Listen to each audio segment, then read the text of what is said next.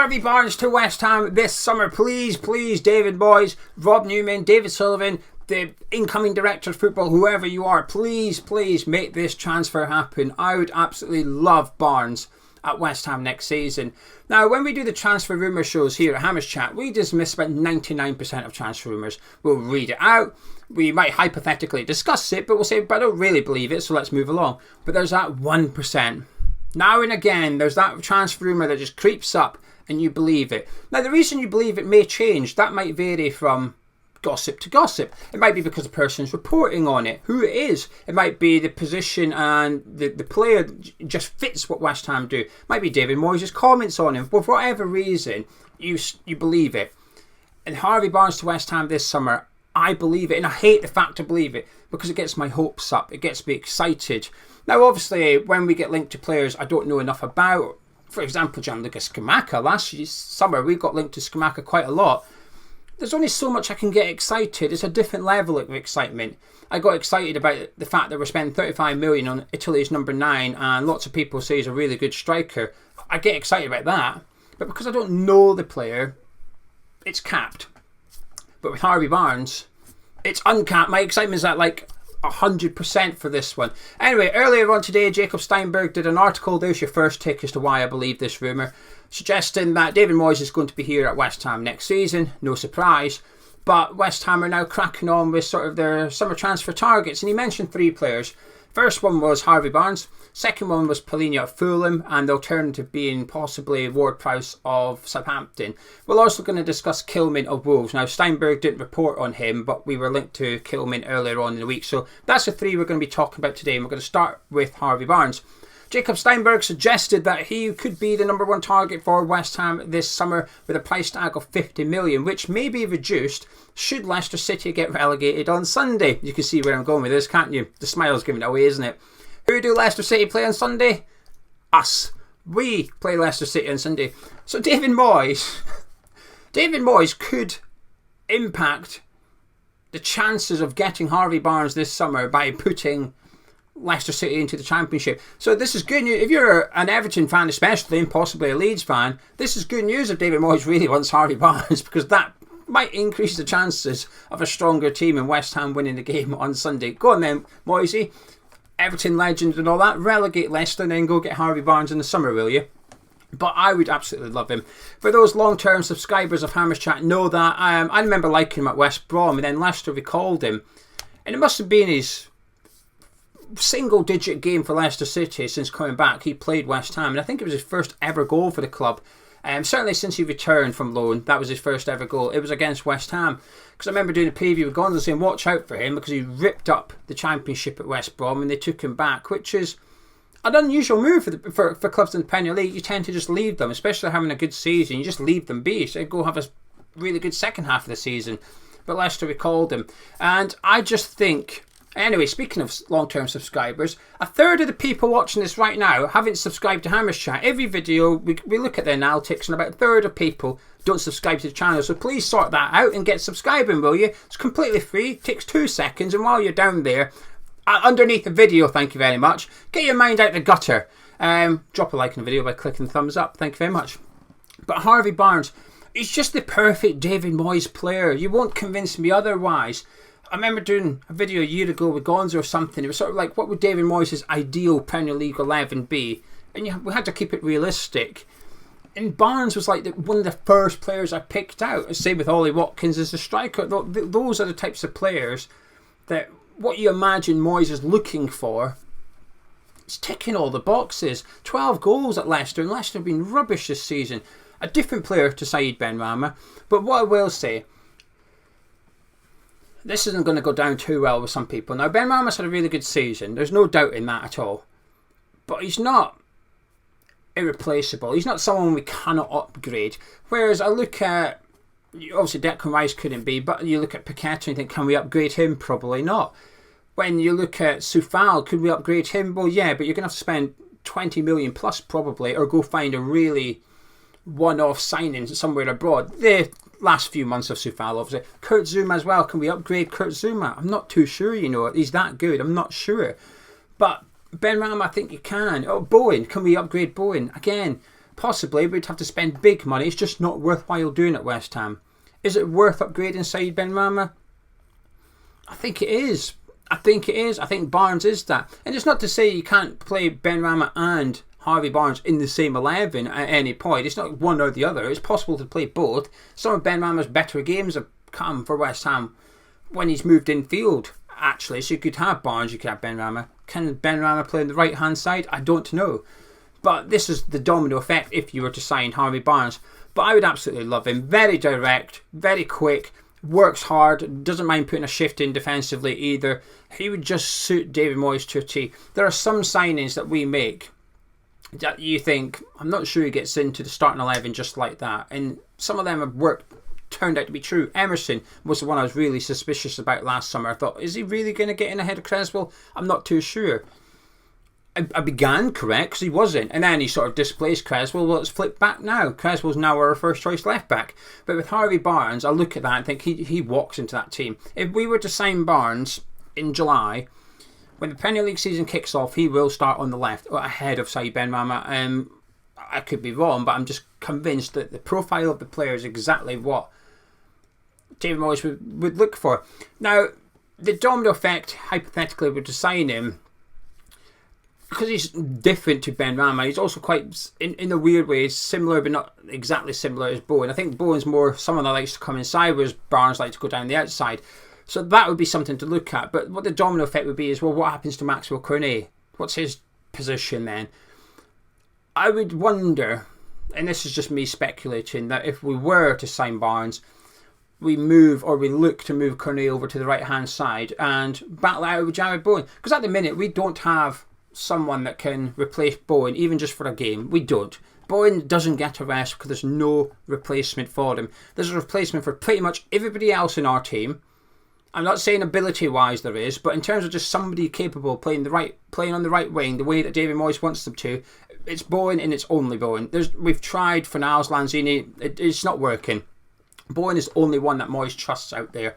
So maybe Cornet would be the one that becomes a bit of a project for David Moyes, actually, because when we did sign Cornet, Moyes spoke about how he can play on the left, but also on the right. So perhaps that's where that's perhaps what the future would hold for Maxwell Cornet. But there's the first rumour: Harvey Barnes for 50 million, maybe cheaper should we relegate Leicester on Sunday.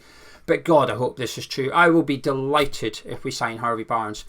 Now moving on to Palhinha, Jacob. Obviously, Declan Rice expected to go this summer for, say, 100 million, and this is where you're breaking the 100 million down pretty simple: 50 for Barnes and 50 for Palhinha. There you go. But Palhinha would be Declan Rice's replacement, essentially. Had a fantastic season with Fulham. What a signing he's been. 20 million, I think they paid for him. He's gone in there. He's been one of the better defensive midfielders this season. But unlike Barnes, I can't get excited about this one. I feel that 50 million would be overpaying for Palhinha. Now, like I said, don't get me wrong, he's a really good player and Fulham would be more than right to demand that for him. It's a bit like the Declan Rice argument. Well, they don't want to sell him, you're going to have to pay over the odds for him. And that's what Fulham would be like with Palhinha, and rightly so. But I just can't help feel, but it's quite uninspiring and it feels like a very lazy purchase. It does. It feels like, who outside the top 7 clubs in the Premier League, the Sky Sports top 6 plus Newcastle, I see it as a top 7 now, right? So outside the top 7, who's the best defensive midfielder? And I think they've looked around and thought, well, Kamada, well, can't have him. Oh, Brighton have got can't have Casado. Who's next? Palhinha. Oh, right, well, let's go try and get Palhinha then, shall we? It just feels really, really lazy. And I just think 50 million is a lot of money to spend on him. He's 27 years old, so essentially, it's a bit like the Ward-Prowse dilemma. If you were to sign Palhinha or Ward-Prowse at this point, effectively they lose all their value. Say a 4-year contract, that would take Palhinha till he's 31. I think Ward-Prowse a year older, so Ward-Prowse would be 32. You're not getting much money back. If you decide to sell them after 3 years, you're not getting much money. They are the most expensive they're only going to be. They're only just going to depreciate in value from here on in. And I just don't think it's the wise move. But to be honest with you, I will actually be pissed off if we've known for years, we've known for a long, long time Declan Rice will go eventually. But Mr. Rob Newman, he's come in and in charge of recruitment, or working with David Moyes in charge of recruitment, and they've had all season to prepare for Declan Rice going, and their solution is to pay 50 million for Palhinha. That's it. If that's the best they can come up with, honestly, I will be incredibly disappointed. We've had so much time to get prepared for this. I would hope we've identified better replacements and cheaper replacements and younger replacements for Declan Rice, and I don't know who they will be. I don't know. We've got a video coming out probably in 2 weeks' time where I'm asking people that are a lot more clued up than I, who do you think should replace Declan Rice? Give us some names I've never heard of, essentially, whether it's from the French league, whether it's from La Liga, the Portuguese league. I don't know them. My knowledge is Premier League, pretty strong with the Championship, and I think it's relatively strong with the Bundesliga, and that's it. That's where my knowledge in football ends. So who to replace him? I don't know, but if our answer is to go to Craven Cottage and get Palhinha, I'd be disappointed. The only reason I can see it being true is because Moyes got his fingers burnt a bit with the summer signings. Now, whether you think the summer signings last year is what caused us being in a relegation battle or not, it's irrelevant at this point, because that's what David Moyes is using as the reason. So if Moyes generally believes that the reason we struggled this season is bedding in all these new signings, and an element of that will be because they're new to the league, I can't really blame him if he's decided I want to just stick with buying players from England to increase the chances of them settling in quicker. But what I will point out to that logic, and it's my own logic here, is that, well, the one player we did sign from a Premier League club the season before was Maxwell Cornet. Not exactly worked, has it? Flynn Downs was signed from an English club, well, Welsh, but they played in the English league. Not really worked, has it? Paqueta's now flying. Well, he never played in England before. So that logic sort of stops to some extent. I get it. I get the idea of it. But the evidence before us over the last season would suggest that it doesn't really make too much difference. Now, there is mitigating circumstances. Cornet got injured. Downs arguably has done exactly what Moyes brought him to do, which is be a backup option for the centre of the pitch. That's what he's done. Now, the last rumour we're going to talk about is Kilman. He was linked to West Ham earlier on the week, and there's been a lot of players being linked to it. I feel like I'm going to wait until after the Conference League final, maybe do one rumour show between now and then. But Kilman is an interesting one because he's a top player. I think he's a top centre-back. But the first half of this season, he was crap. He was absolutely rubbish. Wolves were rubbish, but he was really, really poor. But also I thought Collins was really poor. Now, I think individually both are good players, and I think both had good potential going into the season. If I was a Wolves fan, I'd have been pretty excited about Collins and Kilman. I'm thinking, here we go. I think Kilman's now 26, and like Collins at the time was 22 or something. So two relatively young centre-backs, inexperienced centre-backs, but I'd have thought, hello, this could be our partnership for the next 5-6 years in the Premier League. This is good stuff. But I think because of that, I think they struggled a little bit, because since they went to sign Craig Dawson, I think him and Lamina have been superb signings for Wolves, but Dawson sorted that defence out. I don't need to convince you about Craig Dawson, but he's gone to Wolves, and I actually think Kilman's looked a lot better next to Craig Dawson. Having that experienced centre-back next to him, I think, has benefited him a lot. And I think Collins has looked, well, I haven't seen as many games with Dawson and Collins as I have Dawson and Kilman, but Kilman looks really good when I've seen him in the last few months next to Craig Dawson. Would I have him at West Ham? I would. I think he's a really good player, but his price tag, I don't know, about 30 million maybe. I struggle to convince myself that we will spend big money on a centre-back this season, but saying that, I do that all the time. You know, we're linked to a Gerd. I thought, really? Are we really going to spend 35 million on a centre-back? Well, we did. The season before that, 25 million on Kurt Zouma. I think it all hinges on Ogbonna. If Ogbonna's here next season, if he gets a new contract, we're not going to go after a centre-back. Kehrer, Zouma, Gerd and Ogbonna, that's enough next season. Even if we're in the Conference League, I think that's what we'll go with. But should Ogbonna not get a new contract, then suddenly we do need a new centre-back. Kurt Zouma's reminded us enough times this season, you can't rely on me. When I'm available, put me in. I'm one of the best centre-backs. But when I'm unavailable, you're going to miss me a lot.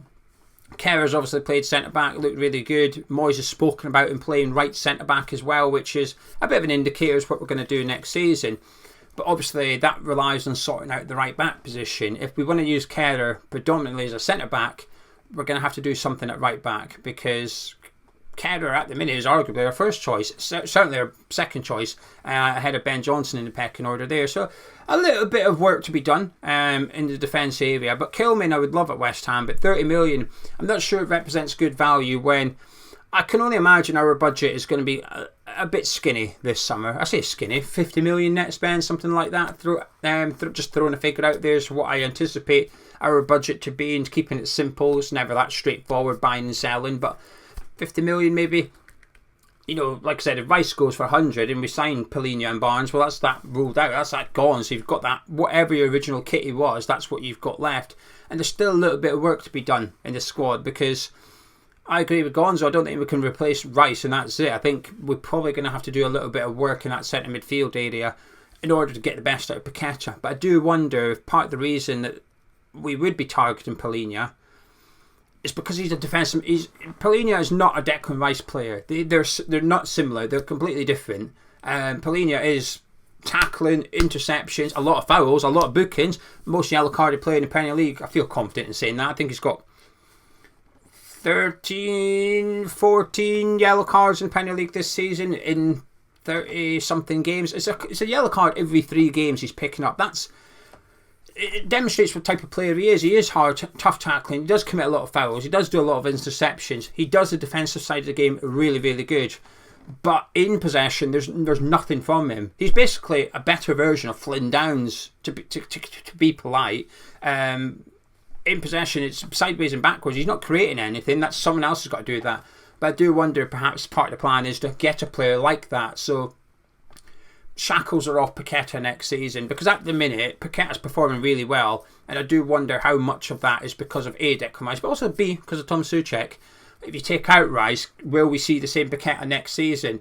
At this point, I am not convinced. I see a lot of people say Rice is going, but at least we've got him next year. While I agree in principle, there's an element in me that's really nervous as to what Paqueta you see, because taking out Declan Rice out of that midfield, I'm not sure you see the same look as Paqueta. But anyway, there's 3 transfer rumours. Harvey Barnes, yes please. Palhinha, great player, but no thank you. Kilman, depends. Anyway, if you've enjoyed the Transfer Rumour Show, please do drop a like, comment, subscribe to Hammer's Chat. Catch up with you tomorrow.